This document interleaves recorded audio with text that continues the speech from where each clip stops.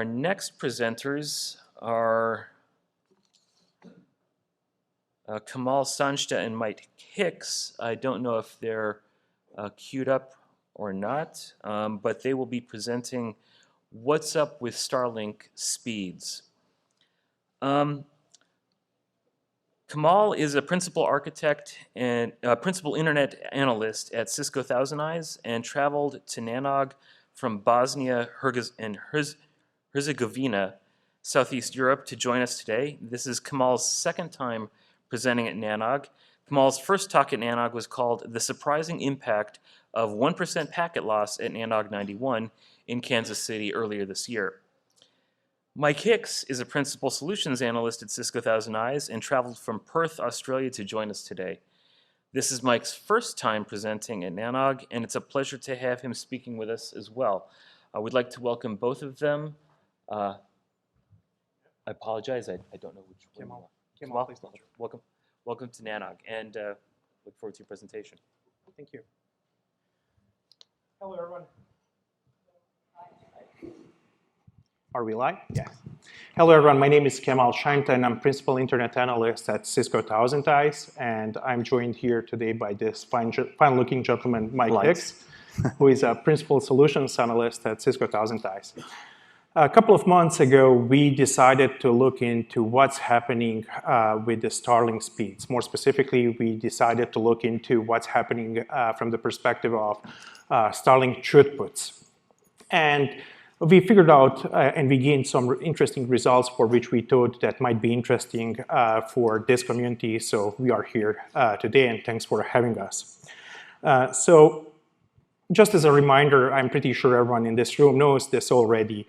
Starlink is a satellite internet constellation project developed by SpaceX, which aims to provide high bandwidth, low latency internet all around the globe, specifically in the regions where underserved regions and remote areas. It gains a lot of popularity even for the enterprise cases. Majority of their customers are residential users, but companies figured out that it's working pretty well, and they started deploying it for their enterprise use cases as well.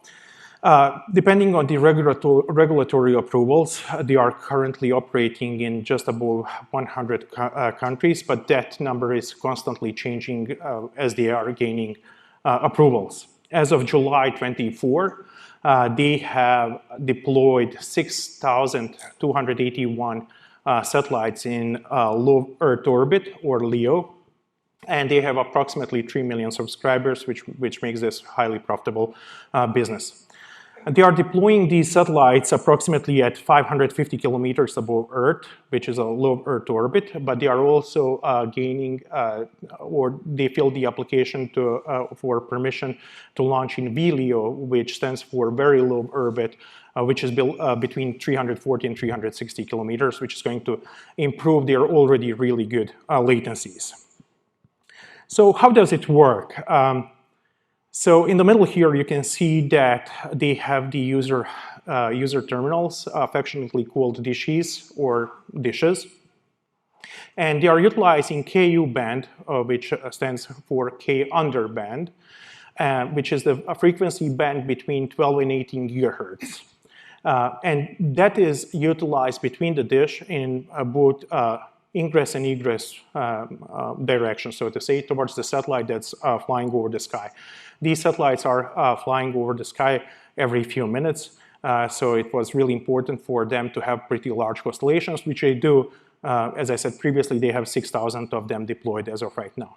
Now, when you send the signal to the satellite itself, what happens is that you send that signal so that you can communicate with the rest of the internet.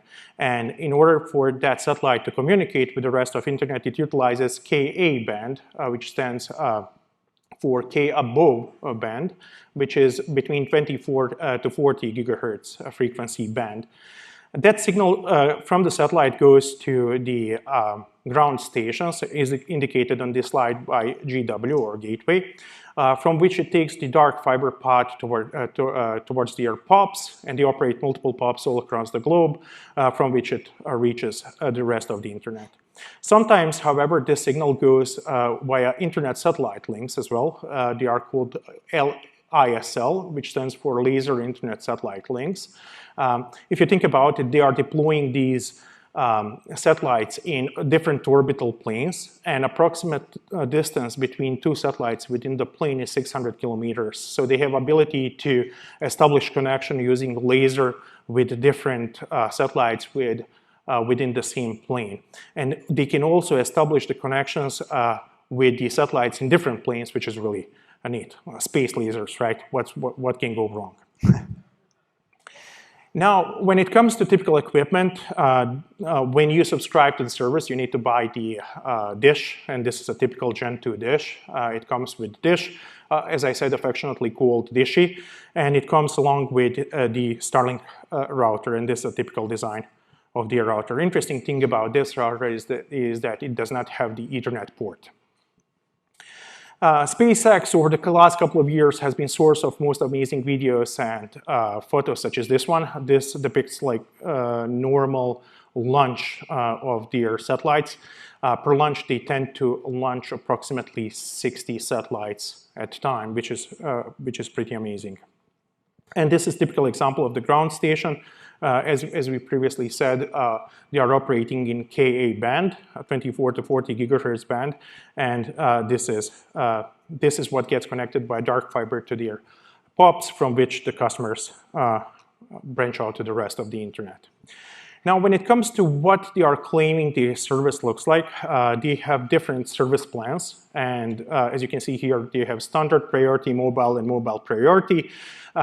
One that we used for the sake of this research is the standard one, as part of which they are guaranteeing more than 99% availability, between 25 and 100 megabits per second for the download speeds.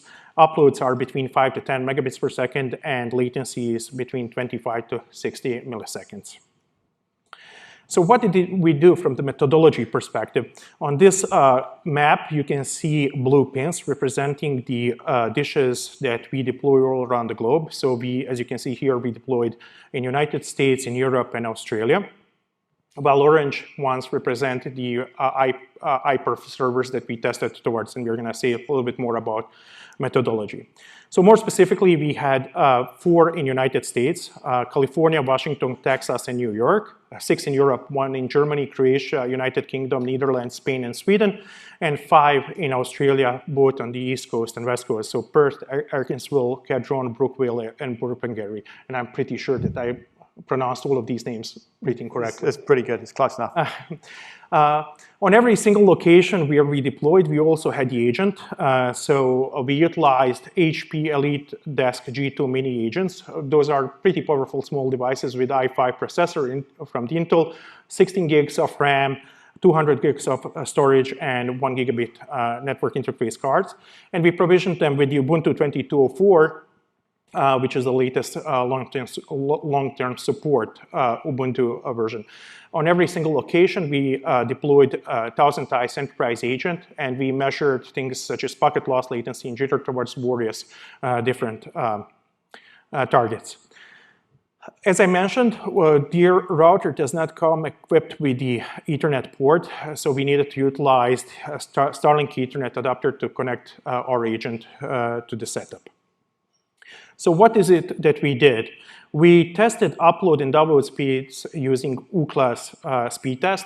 Now, it's important to mention that at ThousandEyes, we have a service called Connected Devices, formerly known as SEMNOS, which has capability to do speed tests. However, we decided to use third-party independent service for the sake of this research. We captured 15 speed test measurements per agent. The reason we captured only 15 is that we did not want to overutilize the service. It's a third-party service, so we wanted to ensure that it's a fairly used one. And we identified average values across these 15 measurements. Additionally, we wanted to contrast these results with our independent results. So we deployed 6 iPerf servers around the globe within the Google Cloud. 3 United States, so US East in Virginia, US Central Iowa, and US West Oregon. 2 in Europe, US East, which is London, and US Central, which is Frankfurt, which is quite weird that Frankfurt counts as a EU Central. And 1 in Australia, which was in Perth. Sydney. One of the things that I wanted to say is that it's quite interesting that we don't, none of the major cloud providers have the data centers on the West Coast on Australia. So how did we select these hyper server locations? Well, we selected them based on the proximity to POPs. When you do the reverse DNS lookup on the public IP address for every single dish, what's going to happen is that it's going to translate to the POP where it's assigned. So we wanted to select as close as to the POP because we thought that they are going to have like really good peering relationships with Google in this particular case. Each of the hyper servers had 1 gigabit interface card for the ingress and egress connectivity, which was important so that we are not rate limiting ourselves. And what we did is we collected information on throughput throughout the sustained throughput measurements using Hyper-3. We tested from every single location within the continent towards every single hyper server within that continent for 2 hours. We generated 7,200 data points, and we tested uploads and downloads separately. Now, Hyper-3 supports simultaneous upload and download testing. We opted out to do it separately. And all the tests were conducted using TCP. Now, when it comes to Ookla, a few important notes here. It utilizes large number of servers worldwide. They have like 15,000 servers globally. And based on geolocation and a couple of advanced technologies, they are going to utilize server for your test that's closest to you. So they are going to always have really good latency on your test. Their tests are short-lived and don't involve large file transfers. And we highlighted average download speed, download and upload speeds across 15 measurements. Again, 15 measurements just so that we ensure that we are fairly using third-party servers. I'm going to hand it over here to Mike, who is going to take you through the results. Thanks, Kemal. So starting off in the United States there, the first thing we want to look at here is the speed test. So these are from the Ookla tests. One of the things Kemal mentioned there was we were taking the 15 average tests, and also he mentioned about the satellites and the clusters and how they go across there. Because they're sort of sitting at different orbits and they're moving across the time, this is also why we wanted to see that, so we get an average across there. I'm not going to go through the figures. You can download the slides afterwards to go through there. But the point I want to make across these slides looking at here is these are actually looking at, we're reporting faster and better download and upload than is offered. So effectively, we're saying Starlink, based on these figures, is actually meeting and exceeding its SLA or what it's offering from a service delivery perspective. Now, looking then at the, there we go. Looking then at the measurements, so again, starting with the US throughput. And again, you know, it's a bit of an eye chart looking through here. But what we really want to say here is we're looking here from the US West perspective. So again, as Kemal mentioned, where those ground stations are actually situated local to the POP, or we came from that area there, because this is going to be relevant to how we're actually reaching that. So we're looking from the US West. But what we sort of find there really was that, interestingly enough, the Selkirk in New York actually achieved the highest downloads, although it had the highest latency. So we're expecting the highest latency given west to east perspective then. Again, sort of from a North Bend perspective, again, so in Washington State, so on the west coast there, we had the highest upload speeds. So we're looking around sort of 6 meg there, but this had the lowest latency, expected because of where we are location perspective. The worst performer was Georgetown in Texas. We sort of only had a 10 meg download there, and a 4 megabit upload perspective from that as well. And again, if we look at those charts, you can see where the average comes across there. We can see that. These, to a degree, are sort of expected when we look at the geographical locations relevant to where we're doing the testing.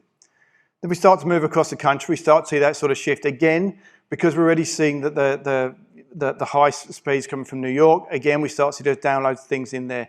This time, the upload speeds actually match, and we're starting to see the latency sort of drop in that area there.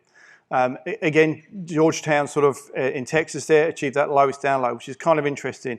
And this time, again, as we start to move across the country, San Francisco had the lowest upload perspective, with the highest latency, the average latency, again, coming from Washington. So again, as we start to move across the country there.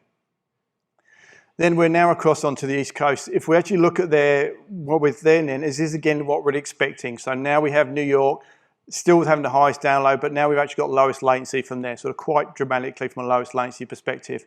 And then North Bend in Washington there is the worst performer, lowest download and lowest upload speeds from there. We're going to get to, or Kemal's going to sort of cover some of the reasons that why this may be when we get through there. So, moving into Europe, we had a far wider install base there when we started to look. And again, if I'm looking at those Ookla speed tests there, I'm starting to see the performance. I'm getting better performance than Starlink sort of advertises that we're seeing there. Then if we start to look at these performance measurements, then again, we're starting from looking from the London perspective there. We see the throughput measurements. What we're seeing, if you look at the box and whiskers there, they're kind of all around the same. But interestingly there, we're seeing the one in Germany is sort of achieving the highest download speeds, where we're seeing in Spain with the highest upload speeds itself. And then, interestingly, in the Netherlands there, we had the lowest download. So we're coming from a London perspective, and the one in Germany had the lowest upload speeds. So we have that sort of discrepancy coming across there. And then if we actually look in Germany, it had that highest downloads and the lowest upload speeds. Right, that's kind of important to mention as we then move across into the next area, where now we're looking at this from a Frankfurt perspective. So again, remembering where that proximity is from the iPerf server relative to the POP, relevant to the ground station itself. Now, we're looking at this from a Frankfurt perspective, so we'd expect the Germany one to actually sort of improve as we're coming across there. Now, again, from Netherlands perspective, we then had this highest download speed and the highest upload speeds. But the one in Germany, and bear in mind, Weinstadt is actually probably only around 200 kilometers away. I'll say as the crow flies, but I've watched them, they fly in circles. So, but in a straight line between Weinstadt and Frankfurt is around 200k. So that is kind of started to spark concerns with us, or we want to see what it was. Now, then if we actually look at the Starlink, they actually offer some really good diagnostics when you start to go in there. You can actually see some very interesting stuff in terms of how they're sort of breaking the connections or whatever. And one of the things they offer is the view of how many obstructions. So we actually looked to see what was happening at the Weinstadt one in Germany. We actually saw it was fairly obstructed from there. And although that red area marks the obstruction, and if you look at how the arrays have to sit, where the clusters are going above, they're pretty much vertical. Horizontal was what I was actually searching for there. So horizontal, where they sit from that one there. And even the slightest obstruction starts to have that impact. So this is what we put down to that sort of delay we saw in there. Now moving on to the most important part. One of the things you have to remember from a Starlink perspective is obviously we're looking at this global ISP coming from there as well. But in places like Australia, and if my accent hadn't given away, it's where I'm coming from, we have wet string in terms of an internet connectivity down there. And obviously it's very sunny, so the string dries out, so the performance goes down. So the satellite connectivity for us is kind of important. When I moved over to Australia from Europe, and was designing networks running out from there, it wasn't just as simple as ordering a circuit or putting something in there. There was physically nothing there. So the satellite services is really important. Again, if we start to look, and quite interestingly, those latencies are quite low. But again, they were better than we're expecting to see or that was promised to us by the Starlink services there. And then we have that, obviously, that discrepancy in the upload and download speeds, but again, better than you'd expected or promised from the service itself.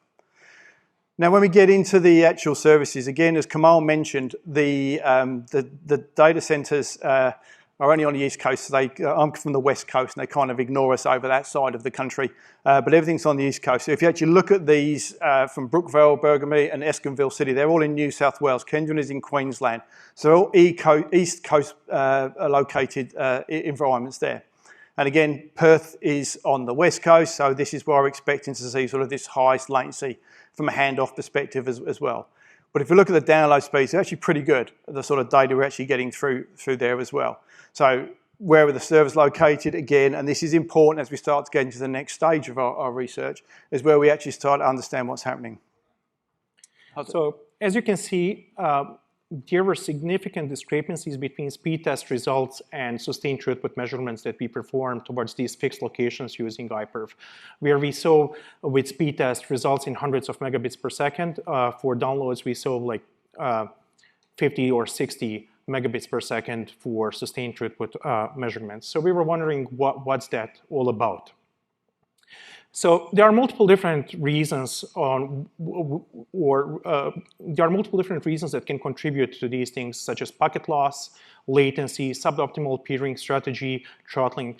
And as I said at the start of this presentation, we deployed ThousandEyes enterprise agents, and for about a year we have been collecting data on packet loss, latency, jitter, and stuff like that, and we intend to publish that throughout our Starlink performance report, and we are going to be here hopefully next time presenting more insight on whether those things contributed to degradations on sustained throughput measurements that we observed as part of this research.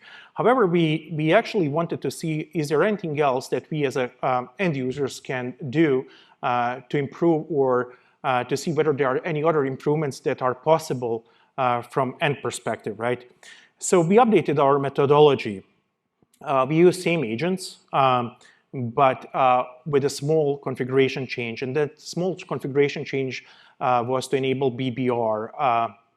BBR is a very famous congestion avoidance algorithm developed by Google.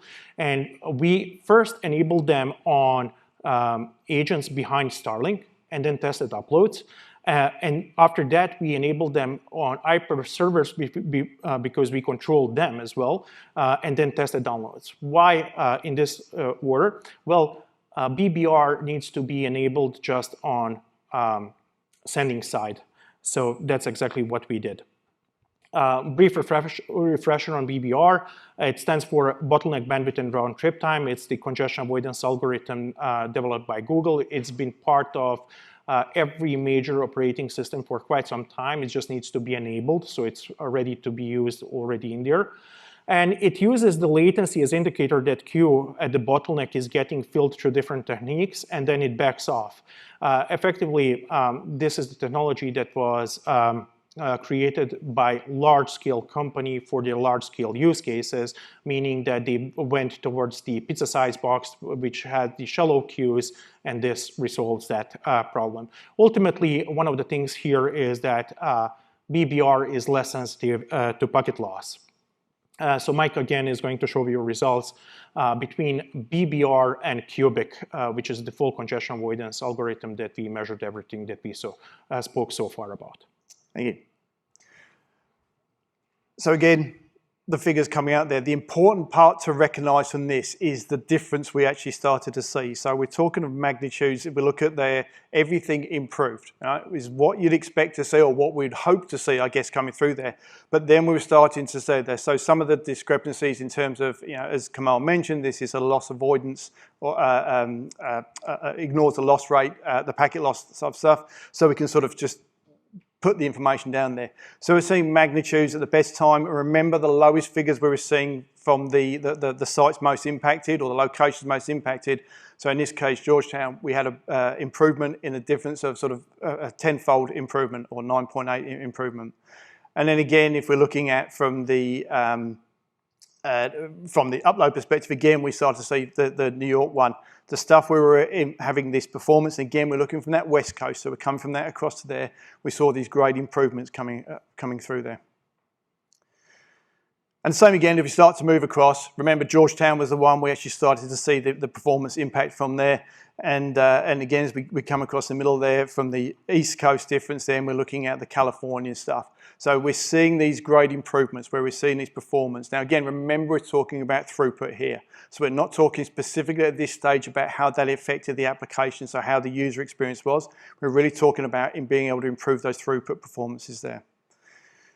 Europe was really interesting. So remember the stuff we had then looking from the German perspective, we had that congested network, and that was really quite sort of slow performance there. We started to really improve the performance there. So if we're looking from the Netherlands point of view, with that, look at that magnitude there, sort of 17 times we improved it there.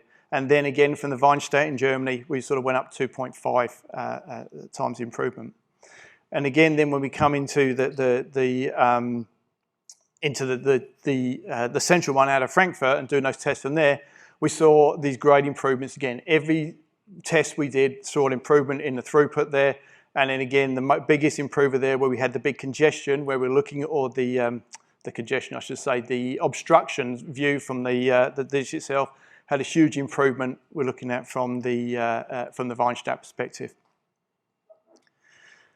And our wet string down in Australia, Sydney there, again, improvements across the board. We saw these improvements right across there. And again, we're looking at all these data points.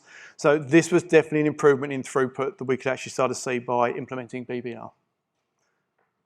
So in conclusion, what we can safely say is that Starlink is largely delivering on its promise when it comes to expected versus delivered speed per service level. In fact, they exceeded it, right? Especially from the speed test results, we saw significantly better results all across the board, regardless of where we were testing. One of the things that was pretty obvious from our research is that lower latency is translating to better performance. This is not surprising, but even in certain edge scenarios, we saw that Starlink can deliver more. Now, when it comes to a previous point, those lower latencies are quite important, but research also shows that 70% of the traffic today is delivered by CDNs, which heavily aids Starlink's performance, especially for typical residential use cases. So video streaming, streaming content from the local CDN is going to have significantly better performance over Starlink than any other enterprise level use cases. But even when it comes to enterprise use cases, they are delivering well within what they are saying that they are going to deliver per service level. There are multiple different contributing factors for the discrepancy that we saw. We spoke about them a little bit. We touched based on the latency, obviously, but the second one that we are going to unpack in our future research is going to be heavily based around packet loss. As part of this research, we showed that underlying TCP mechanisms play a really significant and vital role in Starlink's performance. Congestion avoidance algorithm BBR shows significantly better results, as part of which we saw between 1.4 and 18.4 times better results when it comes to download. When it comes to this 18.4 times improvement, that was in Germany, where we had agent that was obstructed, which means that BBR can influence even that positively. And we saw between 1.2 and 3.4x difference when it comes to performance, upload performance. So as asked for this community and as a food for thought, we should really try to push our industry and vendors to adopt BBR as the full congestion avoidance algorithm. It's been part of the operating systems for quite some time. It's been used by large-scale companies such as Dropbox, Spotify, obviously Google for quite a long time. So what's preventing us for taking the same step and improving customer experience? Thank you very much.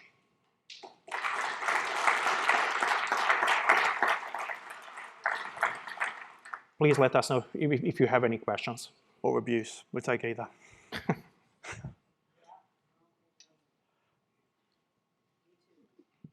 Hi, my name is Zaya. I just have a question. So all of these results are based on the standard Starlink dishes or the business dishes? I mean, how do you guys bifurcate between residential and business units? So we took the standard dishes. So they are not high performance dishes or something like that. We did not test. We just literally took the off-the-shelf items that you can buy pretty much everywhere. Perfect. Thank you. Hey folks, Anton Capella. Excuse me. Five9's previously Cloudflare and elsewhere. Love BBR, hate BBR. People have diverging opinions on this technology. I'm curious if when you were sampling all of this, was your system and underlying infrastructure in GCP or elsewhere able to record or monitor the retransmission rate of cubic versus BBR when achieving these throughputs? There was a capability to configure that, but we were configuring iPerf to work based on the time rather than transmission rate. But we obviously have transmission rates within those 2 hours. We can share that information. Sure. I'm talking about TCP segment retransmission percentages as a portion of the achieved bit rate to the user. Mm-hmm. And this is unfair to ask this way if you weren't sampling it, but I want to mention that at least at one or more large operators, When enabling BBR, we did see a corresponding improvement across the board for almost all scenarios. You're not inventing or imagining that. But what we did also see as a negative consequence, given the control laws embedded in this, is 30, 40% retransmission rates. Meaning, to sustain that 100 megabit download, the sender is now issuing 140 megabits, let's say, to the network, which I'm paying for in transit cases between me and the end user. It's helping the end user, undisputably, but now I'm paying more for that. Is that okay ultimately long-term? Not my problem. But I want to ask that because this seems to depend on the assumption, maybe a little bit embedded here, to use BBR, we must accept minimally non-zero retransmission rates continuously and for the entire duration of the communication. I agree. I agree. Okay. That's a fair comment. Yeah, and we'll also be there. So as Kemal mentioned, this is like almost the first stage of the research, one of that said there. Yeah. The next part is exactly what you talked about there. What is the impact on the application across there? What application can stand with that? Apart from paying my extra transit costs, my retransmissions, those types of things, is what is the user experience relevant to that? Well, so this is where, again, I want to highlight and I want to invite your research interests to ask this question.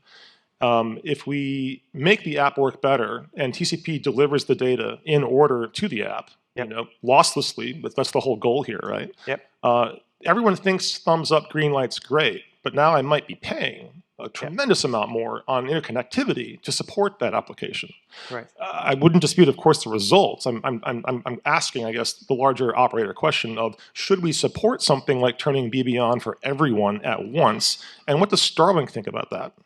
You know, it goes back to the fact that, you know, we shouldn't be having any amount of loss as a result of which we are going to see retransmits. The fact that we see packet loss is just reality of life, right? So we might as well just optimize for better experience for end users. You know, yes, we are going to retransmit more.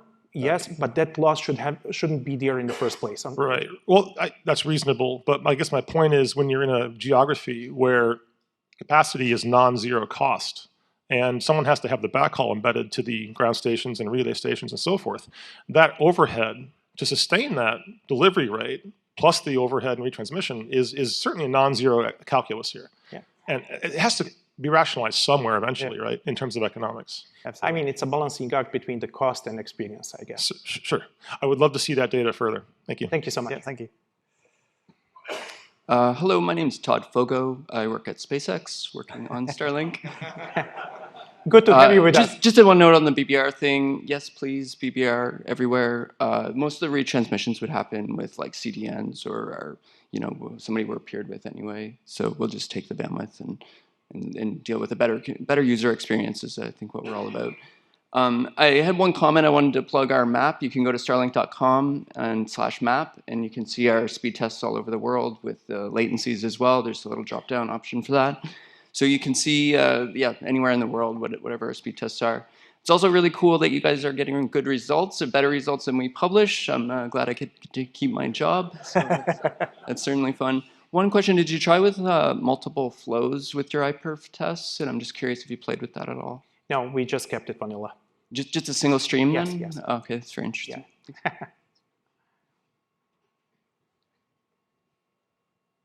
That's it.